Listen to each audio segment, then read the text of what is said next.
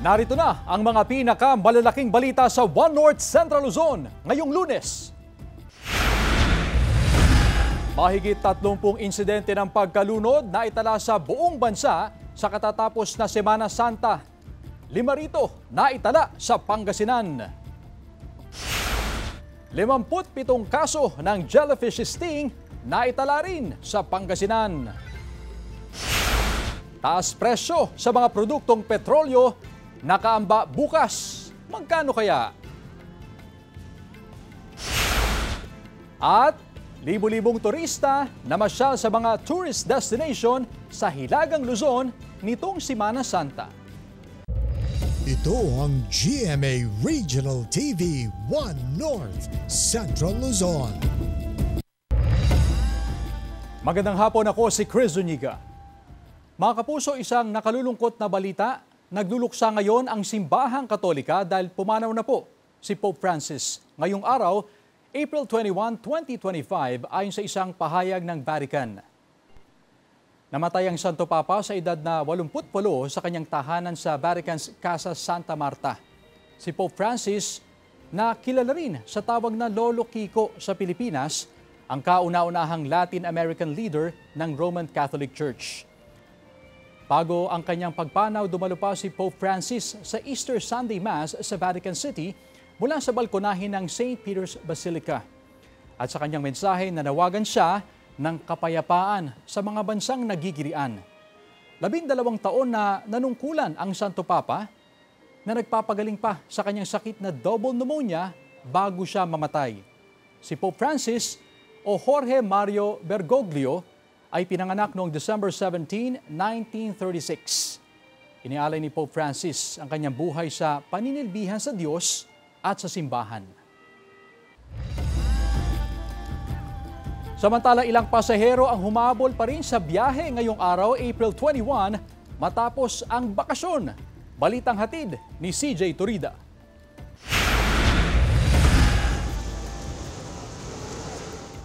Tuloy ang pagdating ng mga pasahero sa bus terminal na ito sa Dagupan City kaninang umaga. Humahabol sa biyahe matapos ang kanilang bakasyon sa nakalipas na Semana Santa. Gaya ng estudyanteng si Angelica na ginugol ang bakasyon sa kanyang mga kaanak sa San Fabian, Pangasinan. Pauwi siya ngayong araw sa Balanga, Bataan. Bukas na po yung schedule ko para pumasok. So mahirap po bumiyahe kapag ganito. Kung may mga nagkukumahog ng pauwi sa kanilang probinsya matapos ang Semana Santa, may mga kararating lang din upang magbakasyon, tulad ni Pauline na galing Pasay. 2 araw silang mag-iikot sa Pangasinan at 2 araw rin silang mamamasyal sa Baguio. Kasi po sobrang po daming taong nagbabakasyon ng ganong araw, kaya po siguro late na lang po kami para hindi na ganong adaming tao. Wala naman daw problema sa biyahe ng mga bus. Nasa 5 to 10 minutes ang trip interval ng mga bus, lalo na sa mga paakyat ng Baguio. Tuloy-tuloy naman po yung suporta namin at yung biyahe namin para mahihakot at maisakay po sila. Samantala, na-stranded sa Baler Terminal ang maraming pasahero kahapon, Easter Sunday. Karamihan sa mga stranded ay mga bakasyonistang pabalik ng Metro Manila at Nueva Ecija. Ayon sa pamunuan ng terminal, nakabiyahe na ang halos lahat ng kanilang bus dahil sa dami ng mga pasahero, kaya ang ilan naghintay pa ng parating na karagdagang bus. Kasama si Henry Duminsil, CJ Torida, One North Central Luzon. At ang pinakahuling kaganapan sa mga terminal ng bus sa Dagupan City, ating alamin sa live report ni Jasmine Gabriel Galban. Jasmine?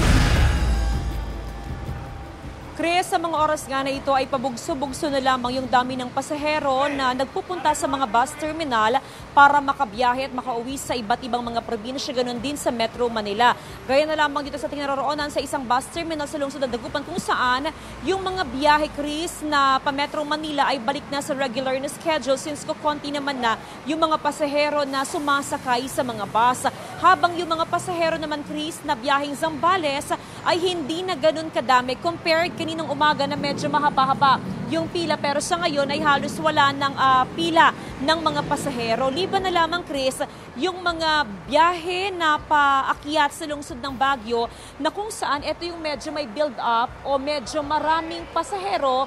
Kaya ang nangyayari ay ipinapatupad pa rin yung 15 hanggang 20 minutes na interval. Depende yan kung yung biyahe ay via Manawag o via Agoo. Ayon naman sa iba't ibang mga pamunuan ng bus terminals, ay pinaghahandaan pa rin nila yung possibility ng pagdagsa ng mga pasahero.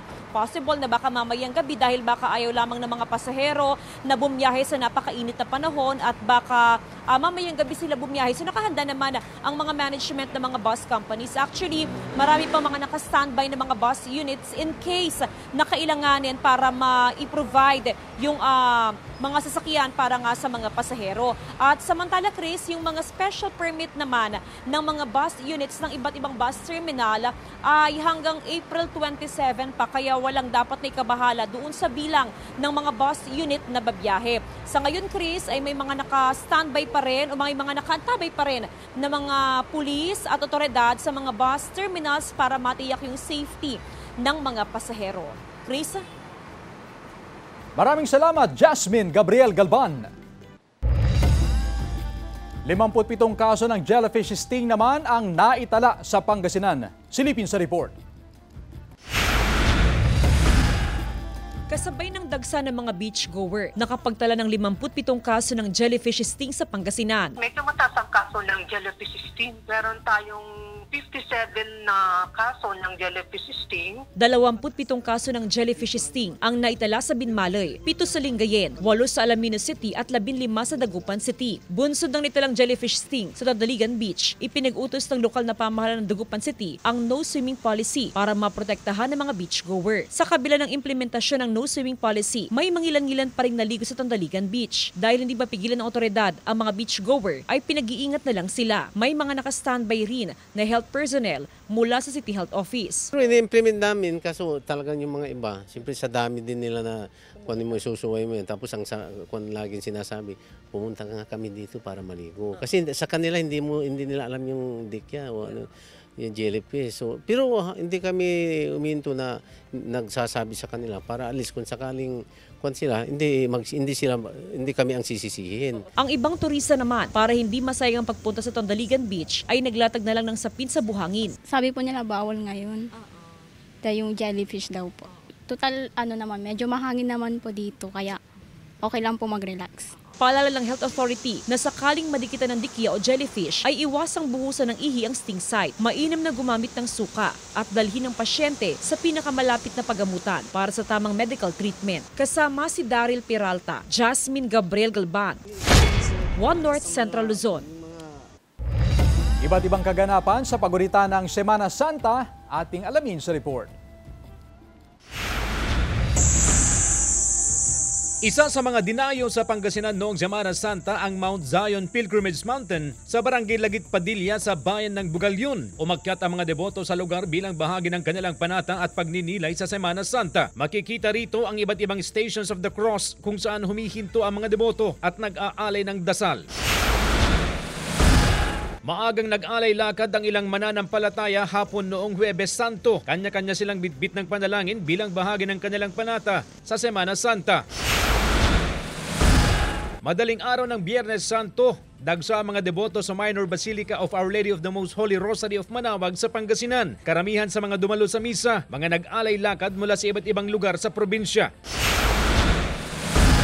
Muling ipinako sa krus si Ruben Enaje pasado 1:00 ng hapon noong Biyernes Santo sa Barangay San Pedro Cutud, City of San Fernando sa Pampanga. Tinatayang 6,000 deboto ang dumagsa sa crucifixion site kung saan 5 to 10% ay mga dayuhang turista upang saksihan ang pagpapapako sa krus ni Enaje. Matapos ang higit 3 dekada ng sakripisyo, inanunsyo ni Enaje na ito na ang kanyang huling pagsasadula bilang Jesus dulot ng katandaan. Hindi bababa sa 20 imahen ng mga santo ang iprinusisyon ng St. John the Evangelist Cathedral sa Dagupan City noong Biyernes Santo. Maraming demoto ang nakiisa sa prosesyon bilang bahagi ng kanilang panata sa Semana Santa. Nagkaroon ng vigil at interment ng Santo Entierro. Noong Sabado de Gloria, dagsa ang mga tao sa iba't ibang dagat at kailugan upang mamasyal. Pero ang ilan na umiwas sa siksikan ng maraming tao sa mga resort, pinili na lang na magbabad sa inflatable pool para maibsan ang mainit na panahon. Nanguna ang mga bata sa Lawag City sa pagdiriwang ng linggo ng pagkabuhay. Iprinusisyon ang mga imahen papunta sa simbahan kung saan nagkasalubong sina Jesus at Maria. Nagbihis anghel ang mga bata na panay ang pag-awit. CJ Torida, One North, Central Luzon. Ito ang GMA Regional TV 1 North Central Luzon.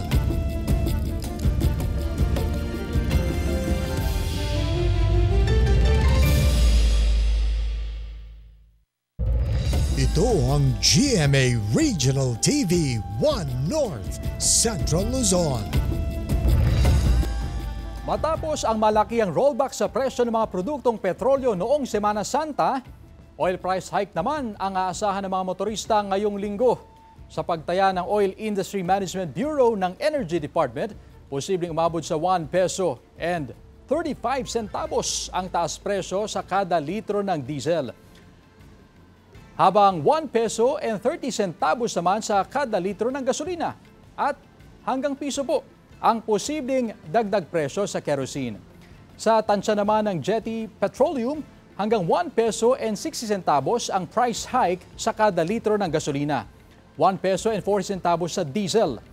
Ayon sa Energy Department, ilan sa mga dahilan ng inaasahang oil price hike ay ang humihigpit na global supply, panibagong compensation cut sa oil producers ng OPEC Plus at ang inaasahang pag-uusap ng Amerika at China para humupa ang trade war. Umabot sa 31 ang naitalang mga insidente ng pagkalunod nitong Holy Week sa buong bansa. Batay sa ulat ng Philippine National Police o PNP, kabilang dyan ang isang dalaking turista na natagpo ang palutang-lutang sa dagat kahapon sa Dinalungan, Aurora. Kwento ng pamangkin ng 40 anyos na lalaki, naligong mag-isa sa dagat ang kanyang tiyuhin na nakainom. Idineklara siyang dead on arrival sa ospital. Patuloy na paalala ng otoridad sa publiko na mag-ingat sa paliligo ngayong tag-init na marami ang nagpupunta sa mga dagat at ilog. 5 insidente ng pagkalunod na itala ng PDRRMO sa iba't ibang bayan sa Pangasinan sa nakalipas na Semana Santa. Naka-alerto, CJ Torida. Sa video na ito na kuha ni Gerald Bugayong, makikita ang dagsa ng mga tao sa bahaging ito ng Maples River sa Barangay Bayawas, Aguilar, Pangasinan noong Biyernes Santo. Masayang nagtatampisaw sa ilog upang maibsan ang napakainit na panahon. Pero sa hindi inaasahang pagkakataon, nalunod ang binatilyo na sinubukang tumawid sa malalim na parte ng ilog. Hindi raw marunong lumangoy ang biktima ayon sa autoridad. Sa video na ito, makikitang pilit pang isinasalba ang 17 anyos na biktima. Na-revive siya ng rescue team ng MDRRMO at dinala sa ospital pero hindi rin siya umabot ng buhay. Sa tala ng PDRRMO, 5 ang naitalang insidente ng pagkalunod sa Pangasinan sa nakalipas na Semana Santa. Kabilang ang nalunod sa Wood River sa Pozorubio noong April 16. April 18 din nang may malunod sa Embarcadero River sa Malasiki. May nalunod din sa Agno River sa Rosales noong April 19. At kahapon, may insidente rin ng pagkalunod sa Bagbag Beach sa Sual. Ayon sa PDRRMO, fully implemented pa rin ang Upland Summer Vacation hanggang sa susunod na buwan. Kaya inaasahan pa rin daw ang dagsa ng tao sa mga dagat at kailugan sa probinsya. Ang hinihingi lang natin sa publiko ay yung disiplina at operasyon. Sa ngayon, nananatili sa Cold Blue ang alert status ng PDRRMO upang matiyag ang kaligtasan ng publiko sa tulong ng iba pang ahensya ng gobyerno. Tuloy-tuloy ang monitoring kung kinakailangan na responde ay nakalaan ang ating equipment. Paalala ng otoridad sa mga hindi maiwasang maligo sa ilog o dagat at aksidenteng pinulikat habang lumalangoy, kumalma at subukang lumutang gamit ang likod at i-regulate ang paghinga. Sa pamamagitan nito, mataas ang tsansa na maiwasan ang insidente ng pagkalunod. Kasama si Henry Duminsil, CJ Torida, One North, Central Luzon.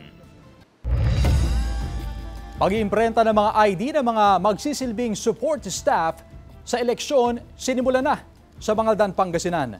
Tutukan sa report. Puspusan ng pag-iimprenta ng mga identification card ng mga magsisilbing support staff para sa eleksyon sa Mangaldan, Pangasinan. Mahigit 500 ID ang target na maimprenta ngayong linggo. Ipamamahagi na ito sa oras na magsagawa ng briefing ang COMELEC sa mga support staff. Nakalagay sa mga ID kung saang voting o polling precinct naka-assign ng support staff. Nag-umpisa na po kami na mag-prepare kasi kailangan po yan para ma-identify naman sila na they are poll workers para maging official silang mag-work or mag-serve sa election. Samantala, sa katatapos sa Semana Santa, wala namang nai-report o na-monitor ang COMELEC Mangaldan na mga kandidatong lumabag sa campaign ban o pagbabawal sa pangangampanya noong Huwebes Santo at Biyernes Santo. So far, wala pa po. Awan ng Diyos, at least they are complying. Opo, kasi marami naman silang briefing kung ano yung mga bawal, ano yung mga pwede sa campaign period nila. 3 linggo bago ang araw ng eleksyon, tiniyak ng pulisya ang pagbabantay nila sa iba't ibang bayan sa Pangasinan. Bukod sa mga regular COMELEC checkpoint, tuloy-tuloy ang pag-iikot ng pulisya para matiyak ang ligtas at payapang eleksyon 2025. Ay pananatili po kami maging vigilant, magiging observant at magiging mabilis po ang aming serbisyo. Especially po, nalalapit na po ang ating halalan. Kasama si Daryl Peralta, Jasmine Gabriel Gulban, One North Central Luzon. Mga kapuso, siguradong fun and exciting fiesta celebration ang matutunghayan sa GMA Regional TV Kapuso Fiesta na bahagi ng Mango Bamboo Festival 2025. Unforgettable bonding ang hatid ng cast ng Binibining Marikit na sila Herlene Budol, Tony Labrusca at Kevin Dazom. Makikifiesta rin ang cast ng Mommy Dearest na sina Shane Saba at Prince Carlos. Kasama ang cast ng Pepito Manaloto na sila Jake Vargas, Sofia Senyoron, Tony Lopeña at Sparkle artists na sina John Rex at Cheska Fausto. Bukas na po yan, April 22, Martes, 7 p.m. sa San Carlos City Public Auditorium, San Carlos City, Pangasinan. See you there, mga kapuso.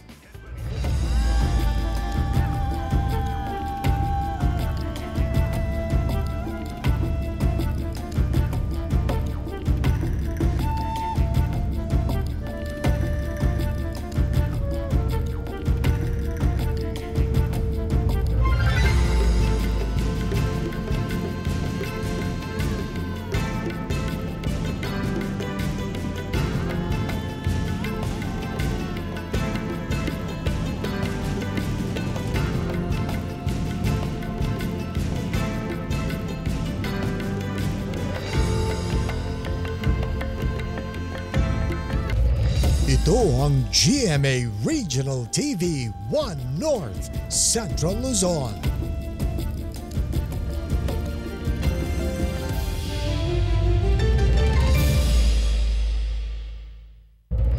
Ito ang GMA Regional TV 1 North Central Luzon.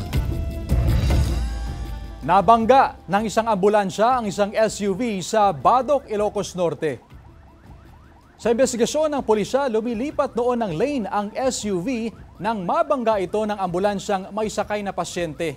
Sa lakas ng impact, nayupi ang likuran ng SUV at ang harapan ng ambulansya. Dinala sa ospital ang mga sakay ng SUV para masuri ang kanilang kalagayan.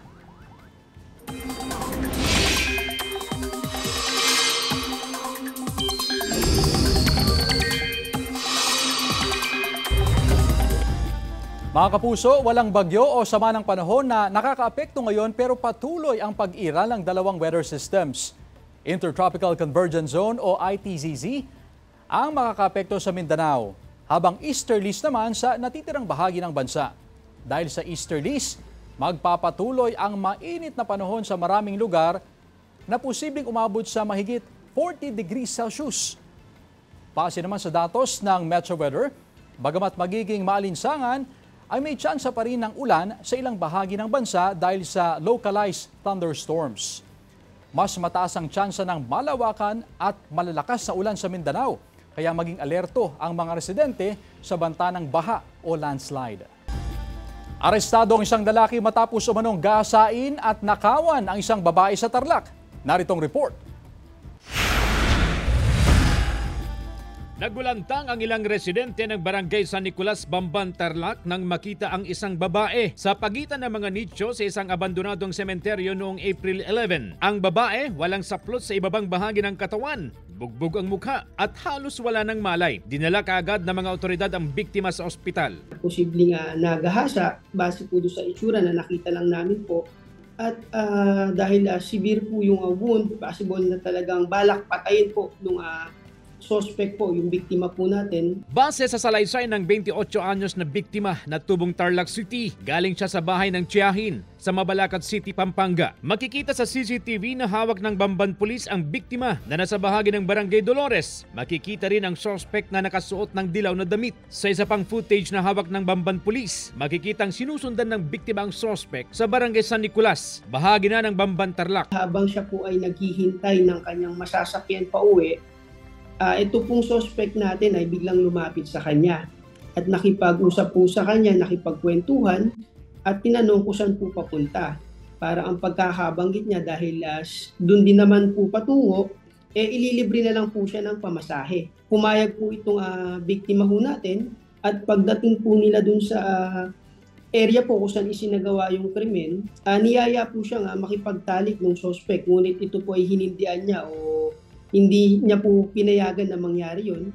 At sa pagkakataon po yun, sinuntok na po siya sa sikmura at sinakal. Ninakawan pa raw ang biktima ayon sa PNP. Napag-alaman kasing nawawala ang cellphone, gamit at pera ng babae. Sa tulong din ng CCTV, natuntun at naaresto ang suspect kinabukasan. Edad 31 ang suspect na tubong Bamban. Narecover sa suspect ang mga nawawalang gamit ng biktima. Tumanggi na siyang magbigay ng pahayag, ngunit ayon sa PNP, aminado ang suspect sa krimen at sinabing pagnanakaw lang umano ang kanyang pakay. Nakaharap ngayon ang suspect sa kasong rape, attempted murder at robbery. Sinisikap ng GMA Regional TV na makuhanan ng pahayag ang kaanak ng biktima, CJ Torida. One North, Central Luzon. Pinanatili sa 35 pesos kada kilo ang pinakamurang regular well-milled rice sa pamilihang bayan ng Calasiao, Pangasinan. 43 pesos per kilo ang dating presyo nito. Bukod sa Pangasinan, galing sa Nueva Ecija ang karamihan sa mga ibinebentang bigas sa pamilihan. Sa ngayon, nasa 50 pesos per kilo ang pinakamataas sa presyo, depende sa klase. Nasa 49 pesos per kilo naman ang presyo ng imported rice. Inaasahan daw ang patuloy na pagbaba sa presyo ng bigas hanggang sa mga susunod na linggo ayon sa ilang tindera. Ayon sa ilang negosyante ng bigas, panahon ng anihan ngayon kaya marami ang supply ng bigas. Pero asahan daw ang pagtaas ng presyo sa susunod na buwan. Patay ang isang retiradong opisyal ng Philippine Army habang sugatan ang dalawa nitong kasamahan nang sumalpok ang sinasakyan nilang SUV sa isang trailer truck sa Maharlika Highway sa Barangay Putlan, Caranglan, Nueva Ecija. Base sa investigasyon ng mga otoridad, sakay ng SUV ang mga biktima nang bigla na lamang sumalpok sa trailer truck na minamaneho ng 48 anyos na driver. Sa tindi ng pagkakasalpok, nawasak ang harapan ng SUV. Isinugod naman sa ospital ang dalawang nasugatan sa aksidente. Nasa kustodiya na ng pulisya ang driver ng trailer truck at sinampahan na ng kaukulang kaso. Wala pang pahayag ang mga sangkot sa aksidente at kaanak ng nasawi. Kung gobyerno natin ang nasasabi, ang bilang maaasahan namin yung NCIP. Ano nga yung ginagawa naman ng NCIP? Walang ginagawa. Yan ang hinaing na isa sa mga katutubong Aita na nooy nasa isa sa mga trail paakyat ng Mount Pinatubo. Batay sa kuha ng isang hiker nitong Biyernes Santo, hinarangan ang naturang daanan ng ilang Aita na humihiling ng mas malaking parte sa tourism income. Dahil dyan, napilitan umanong bumalik ang mahigit sa 80 4x4 vehicles na sinakyan ng mga hiker. Sinisikap pang kunin ang pahayag ng National Commission on Indigenous Peoples o NCIP habang kakausapin naman ang mga katutubo ng mga opisyal ng barangay sa Capas, Tarlac kung saan nagsisimula ang trail.